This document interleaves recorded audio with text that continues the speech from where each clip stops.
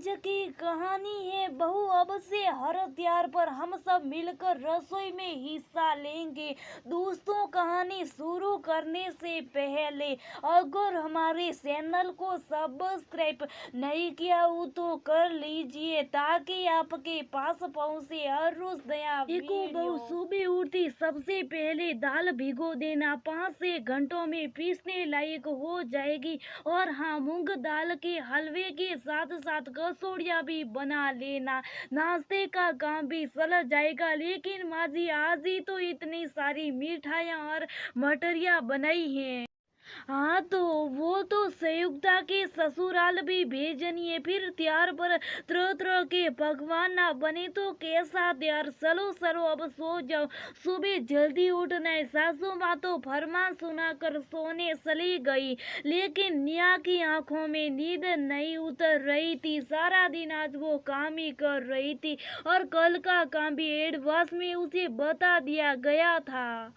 हर एक त्योहार पर यही होता था। 3 दिनों तक रसोई में इतना काम होता था कि त्योहार मनाने की सारी खुशी रबू शक्कर हो जाती थी धक आकर कर। बस पूजा के समय जल्दी जल्दी तैयार होकर निया पूजा में शामिल हो जाती थी।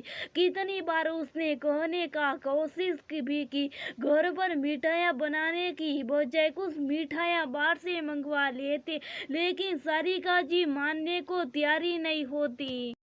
उनका मानना था कि घर पर बनी मिठाइयों की बात ही अलग होती। शुद्ध और सुबह से पहले पहले तो सारिका जी ये सब बनाने में निया की मदद करती थी, लेकिन जब से निया ये सब बनाने में माहिर हो गई तब से सारिका जी सिर्फ बताती रहती। इस बार रक्षाबंधन पर निया के ननद और नंदोई जी आने वाले थे। निया खुश थी, लेकिन वो भी अपने भाई भाभी को राखी नहीं बांधने मायके जाना चाहती थी। जल्दी जल्दी सुबह का काम निपटा कर वो सारिका जी से बोली, माँ जी मैं अपने भाई भाभी को राखी बांध आती हूँ। जब तक दीदी और जीजा जी आएंगे उससे पहले मैं वापस आ जाऊंगी। ये सुनती सारिका जी बोल पड़ी, अरे बहू तुम कहाँ जाओगी और वापस आओगी? एक काम करो, अपने भाई भाभी को भी यहीं बुला लो, सब साथ में त्योहार मना लेना।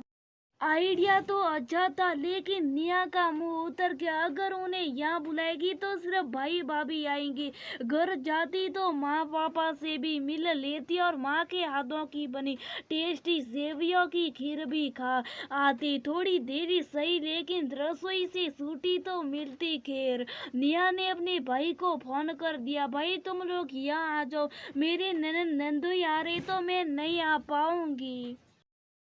सब आ गए थे। घर में काफी सेल पेल थी, सब हंस बोल रहे थे, अच्छी ठाके गुजर रहे थे। लेकिन निया रसोई में लगी रही, कभी चाय कभी पानी कभी नाश्ता, फिर खाने का भी वक्त हो गया। निया ने बस अपने भाई भाभी को राखी बांधी और अपनी ननद से राखी बंधवाई और फिर जल्दी जल्दी खाना परोसने में लग गई। सभी ने खाना खाया और वापस जाने की तैयारी होने लगी। नया बहू जरा वो साड़ी और मिठाइयाँ डाल दोगी सुयोग्धा के लिए, और हाँ, दामाद बाबू के टीके के लिए भी लिफाफा निकाल दो। नया भाग भाग कर काम कर रही थी। सारा काम निपट गया, लेकिन अब निया में इतनी भी हिम्मत नहीं थी कि वो अपने भाई भाभी का लाया हुआ उपहार भी देख सके।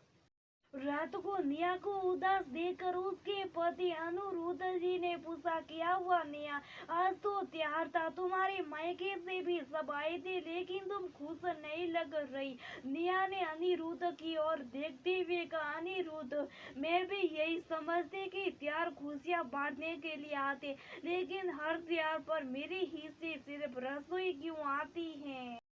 मैं भी सबके साथ खुश होना चाहती हूँ, लेकिन मुझे तो इतना समय भी नहीं मिलता कि ढंग से तैयार हो जाऊं। कहते कहते निया की आंखें सलसला उठी। आज अनिरुद्ध को महसूस हुआ कि इतने सालों में कभी उसने इस तरफ ध्यान ही नहीं दिया कि त्योहार पर निया पकवान बनाने और परोसने के अलावा क्या करती हैं। दीपावली पर उसने कभी सबके साथ मिलकर पटाखे नहीं फोड़े। होली पर भी सिर्फ सगुन का गुलाल ही उसकी हिस्से आता था। रक्षाबंधन के बाद जन्माष्टमी का त्योहार आ रहा था। नेहा के ससुराल में ये त्योहार भी बड़े धूमधाम से मनाया जाता था। 2 दिन पहले तैयारी शुरू हो जाती थी।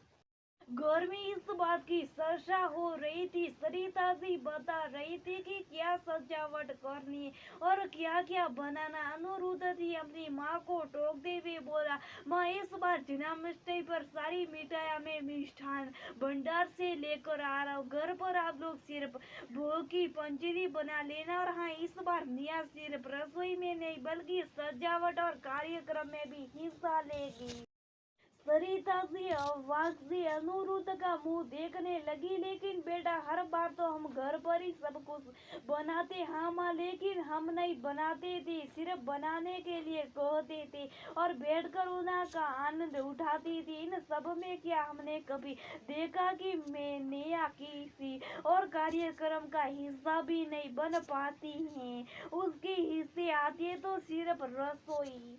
माँ, क्या ऐसा नहीं हो सकता कि त्योहार पर खुशियाँ बांटने के साथ साथ हम सब रसोई के काम भी बांट दें, जिससे नेहा को भी त्योहार मनाने का आनंद आए। सरिता जी ने नेहा को अपने पास बुलाया और बोली, माफ करना बहू, हमने कभी इस और ध्यान ही नहीं दिया कि रसोई में तुम्हारा सारा वक्त निकल जाता। दरअसल जैसा मैंने अपने समय में या वही रीत बना दी। लेकिन बहू, मुझे समझना चाहिए था कि समय के साथ साथ रीति रिवाज भी बदलते रहते। अब से हर त्योहार पर हम सब मिलकर रसोई में हिस्सा लेंगे, फिर साथ में त्योहार का आनंद लेंगे। नियाज बहुत खुश थी। उसने सारिका जी के पैर छू लिए और अनिरुद्ध की और प्रेम भरी नजरों से देखा, जिसने उसकी भावनाओं को समझकर उसके लिए ये कदम